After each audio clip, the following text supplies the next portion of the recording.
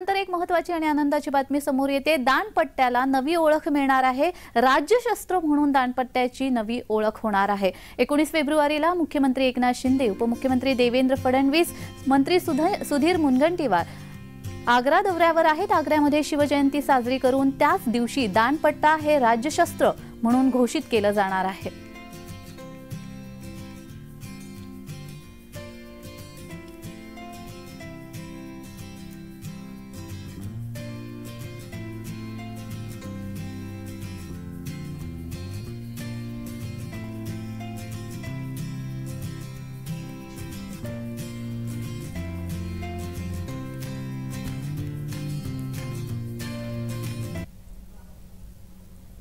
तर या संदर्भात बातचीत करण्यासाठी आपल्यासोबत निलेश सकट हे ऐतिहासिक शास्त्र अभ्यासक जोडले गेलेले आहेत। नमस्कार निलेश जी।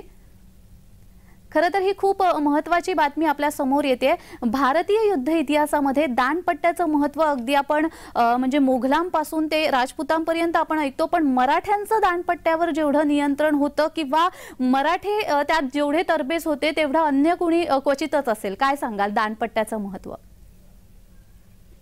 प्रथमतः आझादी का अमृत महोत्सव आणि छत्रपती शिवाजी महाराजांच्या 350व्या शिवराज्याभिषेक दिनाचे औचित्य साधून महाराष्ट्र शासनाने हा जो निर्णय घेतलेला आहे, मराठा दांडपट्टा म्हणजेच पट्टा हे शस्त्र हे महाराष्ट्राचं राज्यशस्त्र म्हणून घोषित केलेलं आहे। त्याबद्दल मी महाराष्ट्राचे मुख्यमंत्री, सांस्कृतिक मंत्री, उपमुख्यमंत्री या सर्वांचे मनापासून आभारी आहे।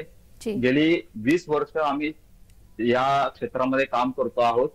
महाराष्ट्र हा देशाचा खडगहस्त आहे आणि महाराष्ट्राने अतिशय मोठ्या जाज्वल्य पराक्रम गाजवलेला आहे आणि तो पराक्रम, त्या पराक्रमाचं कुठेतरी सार्थ व्हावं यासाठी महाराष्ट्राचं राज्यशस्त्र म्हणून पट्टा हे शस्त्र जे निवड करण्यात आलेली आहे याबद्दल खूपच आनंद होतोय।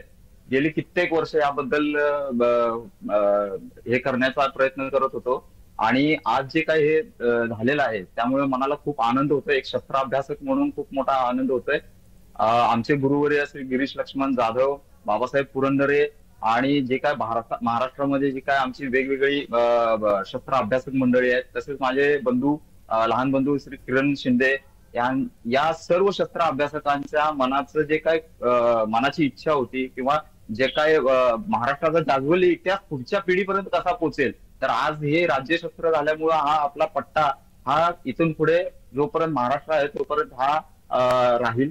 छत्रपती शिवाजी महाराजांचं हे आवडतं शस्त्र होतं आणि मराठ्यांनी युद्धामध्ये खूप मोठ्या प्रमाणात पट्टा वापरलेला आहे। स्वतः शिवाजी महाराजांचं सुद्धा जी काय वर्णन आलेली आहेत, खासा राजा दोन्ही हाती पठ्ठे चढवून घोड्यावरती स्वार आहे, अशी वर्णनं महाराजांची ऐतिहासिक वर्णनं आलेली आहेत। त्यामुळे मनाला खूप मोठा आनंद होतोय की ऐतिहासिक शस्त्र म्हणून हे राज्यशस्त्र म्हणून पट्ट्याची निवड केली गेली। जी जी निलेश जी, आपण पाहतोय म्हणजे इतिहासामध्ये आपण बऱ्याच गोष्टी या संदर्भात ऐकलेल्या आहेत दानपट्ट्याबाबत। शिवाजी महाराजांची चित्र विदेशामध्ये आहेत, इंग्लंडमध्ये म्हणा, फ्रान्समध्ये, अमेरिकेमध्ये जी चित्र सापडली त्या चित्रामध्ये सुद्धा महाराजांच्या त्या चित्रामध्ये दानपट्टा हातात असलेला आपल्याला पाहायला मिळतोय।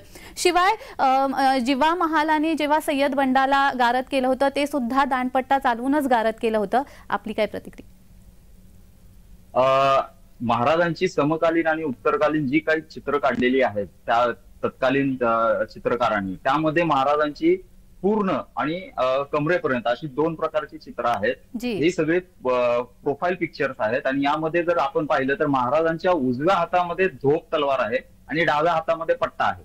हे महाराजांचं अतिशय असे दुर्मिळ चित्र आहेत ही। आणि या चित्रांबरोबर छत्रपती संभाजी महाराजांचं एक चित्र आहे की तेही संभाजी महाराजांच्या हातात सुद्धा पट्टा आहे। भारतामध्ये जी काय मोठी मोठी राजवटी झाल्या त्यामध्ये हे छत्रपती शिवाजी महाराज आणि संभाजी महाराज हे 2च व्यक्ती अशा आहेत की त्यांची चित्र जी पट्टा घेऊन काढलेली आहेत। आणि छत्रपती शिवाजी महाराजांच्या उत्तर काळामध्ये जी काय बखरी लिहिल्या गेल्या त्याच्यामध्ये जे काही वर्णनं दिलेली आहेत छत्रपती शिवाजी महाराजांच्या शस्त्राची, त्यामध्ये यशवंत नावाचा पट्टा हे शिवाजी महाराज वापरत होते अशी चित्रगुप्ताची बखर सांगते। आणि हे शस्त्र जे आहे अतिशय घातक शस्त्र होतं। मराठ्यांचा जगाच्या पाठीवरती मराठ्यांनी खूप मोठ्या प्रमाणावरती हा पट्ट्याचा उपयोग केला।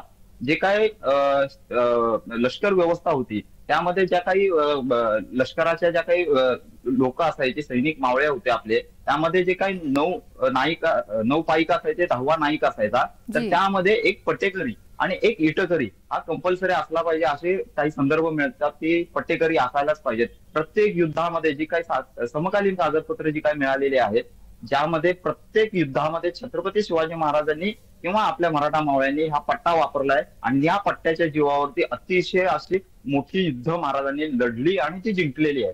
त्यातलंच एक उदाहरण आपण सांगितलं की अफजल खानाच्या वधावेळेला सुद्धा जी काही शस्त्र वापरली गेली त्यामध्ये वाघनख, बिचवा याचा उल्लेख काही कागदपत्रांमध्ये आढळतो आणि काही कागदपत्रांमध्ये असा उल्लेख आढळतो की छत्रपती शिवाजी महाराजांनी त्यांच्या पट्ट्याने अफजल खानाचं डोकं फोडलं, अशा पद्धतीचा तो उल्लेख सापडतो. आणि हे जे काही शस्त्र आहे हे जगाच्या पाठीवरती फक्त मराठ्यांनी मोठ्या प्रमाणात युद्धात वापरलं. अगदीच खूप सुंदर माहिती निलेशजी तुम्ही आम्हाला यावेळी दिलेली आहे. धन्यवाद तुम्ही दिलेल्या या विश्लेषणाबद्दल.